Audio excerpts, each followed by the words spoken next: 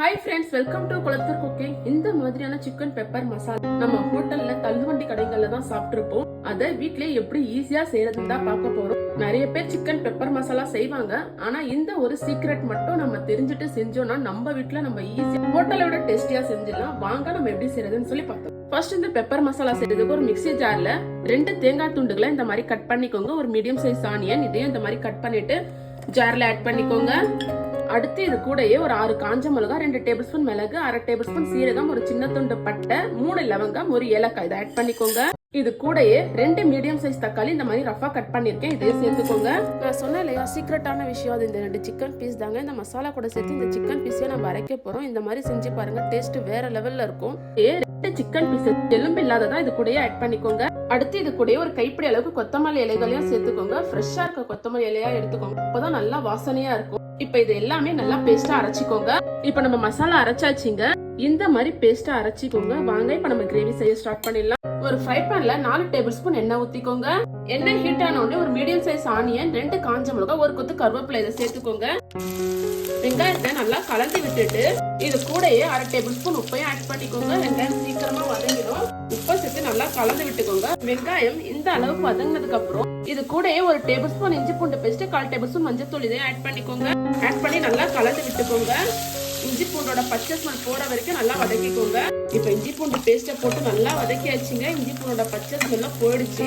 இப்ப இந்த டைம்ல இது கூடயே 1/2 கிலோ சிக்கனை இது கூட ஆட் பண்ணிக்கோங்க. ஆட் பண்ணி நல்லா கலந்து விட்டுக்கோங்க. இப்ப இது கூடயே நம்ம அரைச்சு வச்சிருக்கோம் இல்லையா மசாலா, இதையும் சேர்த்துக்கோங்க. இந்த மசாலாவை இந்த சிக்கன் கூட நல்லா கலந்து விட்டுக்கோங்க.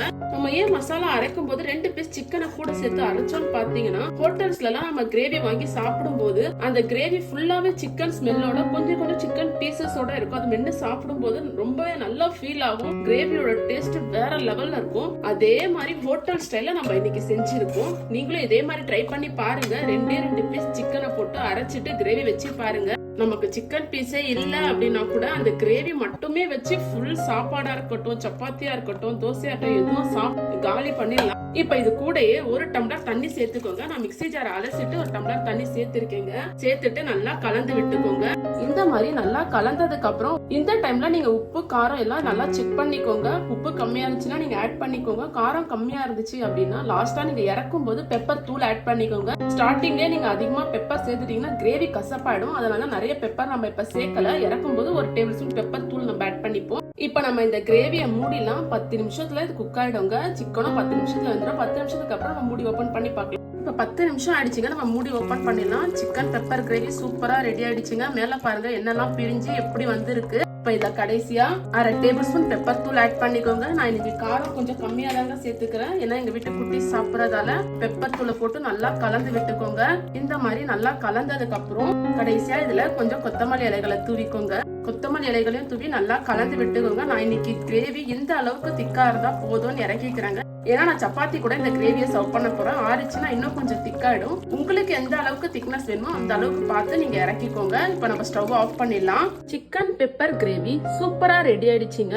இது நீங்க ஒயிட் ரைஸ், சப்பாத்தி, பூரி, தோசை, இட்லி, இடியாப்பம், பரோட்டா இது கூட எல்லாம் ரொம்பவே சூப்பரா இருக்குங்க. குழம்போட திக்னஸ் பாருங்க எப்படி இருக்கு.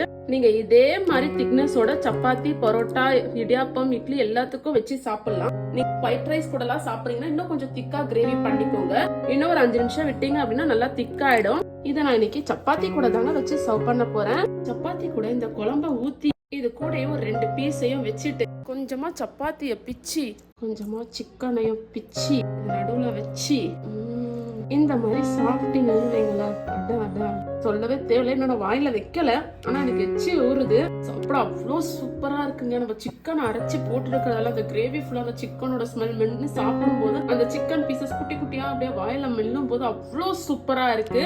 இதே மாதிரி உங்க வீட்டுல இருக்கிறவங்களுக்கு நீங்க செஞ்சு கொடுங்க. அப்புறம் எந்த கடையில இருந்து வாங்கிட்டு வந்தீங்கன்னு தான் கேட்பாங்க. அந்த அளவுக்கு ரொம்பவே சூப்பரா இருக்கும். நீங்களும் இந்த மாதிரி செஞ்சு பார்த்துட்டு எப்படி வந்துச்சுன்னு மறக்காம கமெண்ட்ல சொல்லுங்க. நம்ம சேனலை சப்ஸ்கிரைப் பண்ணிக்கோங்க. அப்படியே நம்ம பேஜை ஃபாலோ பண்ணிக்கோங்க. தேங்க்யூ.